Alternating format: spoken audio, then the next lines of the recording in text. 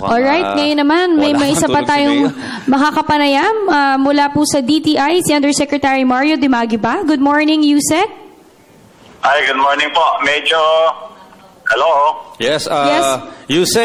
Medyo, meron malayo yung sound ninyo. Alright, Yusek, good morning. Si Dayan Medina po ito, Yusek.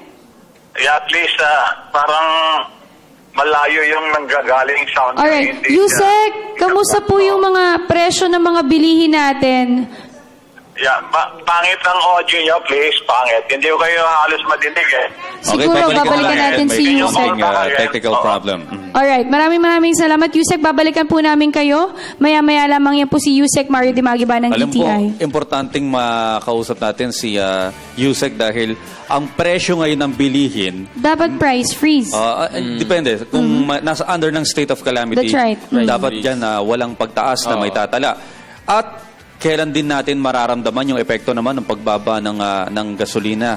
Dahil syempre kapag bumababa ang gasolina, dapat nagre-reflect na bumababa rin yung presyo ng mga pangunahing produkto. So yung magandang nakuha natin update mula Katbalogan, syempre sinabi nga ni Mayor kanina na despite na mawala na ibang mga gamit, basta yung pinaka-aim nila na magkaroon ng zero casualty. That's right, oo. Yun ang pinaka-importante. At saka syempre, kailangan din tutukan natin yung mga taong nagtitake advantage, no? Lalo na ngayon, baka mamaya syempre, yung sa presyo ng mga bilihin, taasan nila dahil alam nila ngayon, yung mga ibang tao kasi nagpapanik kagad eh. Dapat hindi sila nakikinig masyado dun sa mga nababasa nila sa social media. Kaya nga dyan pumapasok na dapat magtitiwala lang tayo dun sa mga tulad nga ng Pag-asa, di ba? Sabi nila. Kasi baka mamaya iba na sensationalize, natatakot sila dun sa mga sinasabing forecast. At syempre, tuloy-tuloy pa rin ang ating discussions regarding sa mga updates kay Ruby at iba't iba pang mga topics. Lahat ng yan sa pagbabalik ng Good Morning Boss.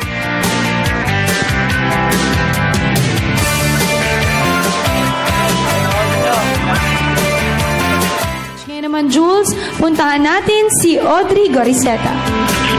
Okay, maraming salamat, Diana. Jules, sa punto pong ito, pag-uusapan naman natin dahil ang bagyo pong Ruby ay dumaan na nga sa ibang bahagi ng Visayas. Pag-usapan po natin kung meron bang pagbabago sa presyo ng mga pangunahing bilihin. Makakaparehan po natin via phone patch si DTI Undersecretary Mario Dimaguiba. Sir, magandang umaga po sa inyo. Hi, good morning po. Opo. Yes, sir. Meron po bang pagbabago sa mga basic commodities natin ngayon? Opo, sa kahapon po sa pagkakalap namin ng mga data, lalo na po sa Region 8, ang sabi po nila doon, back to normal na po ang mga tindahan, bukas na lahat. And then, ang mga presyo naman po ay pareho lang po ng dati. At maganda po ang pakikipagtulungan ng DTI sa lokal na Price Coordinating Council. Sila po ang umiikot at nagmo-monitoring po ng supply at mga presyo po ng bilihin. Dito naman po sa NCR, kahapon po, nagpakilos din po tayo. Nakaikot po tayo ng mga 30 na grocery supermarket. Wala naman po mga pila, maraming supply, at okay lang po ang presyo po. Okay. Sir, may mga lugar na idineklar na under state of calamity. Nagpadala na po ba doon ang DTI ng monitoring team? Meron po tayong opisina sa lahat ng probinsya, kaya doon po sa mga lalawigan na may state of calamity, katulad po ng Albay, Catanduanes, Camarines Sur, Masbate, lahat po yan ay umiikot na po ang ating DTI offices at pinapairaw na po ang price freeze sa mga presyo po ng mga basic necessity po.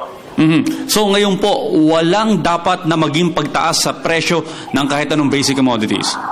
Wala po. In fact, ang even ang supply po ay dumadaloy na dahil wala na po mga storm signal sa mga pantalan sa Visayas saka sa Southern Tagalog. So, yung po mga rolling cargo vessel na natenga about 3 days pumapalawot na po, kaya ang mga supply po ay nare-replenish na po ang mga grocery supermarket po. Alam niyo po, Yusek, kamakailan ay talagang tuloy-tuloy yung pagbaba ng presyo ng langis at kamakailan nga lang 2 piso mahigit yung ibinaba nito. Hindi po ba dapat ito'y nagre-reflect din sa presyo naman ng mga bilihin? So may aasahan po din ba tayong pagbaba naman ng presyo ng mga bilihin? Opo, nawagan na po ang Secretary ng Trade and Industry, Secretary Domingo, sa mga namumuhunan at mga kalakal na ipasa po sa mga consumer ang benefit ng mababang presyo ng fuel product, no?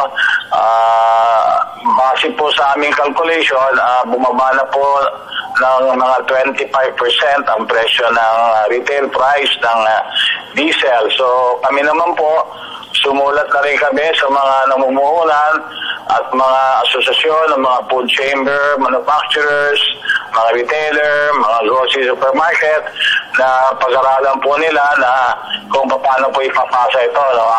At kami po nagbigay sa kanila ng sapat na panahon na sa ganoon mapag-aralan nila at malaman po kung magkano po dapat ang i-adjust pababa ng SRP ng mga basic at prime commodity. So, yan po yung ating i-report as soon as kami po ay nagkaroon na po ng kumbaga nag-agree na kami sa aming mga position at amin pong ipapaalam sa mga mamimili, mga consumer ang ating pong bagong SRP po. Sir, sa inyo po ba may mga nakikipag-coordinate ng mga opisyalis ng LGUs na nagre-report ng sitwasyon sa kanilang mga lugar?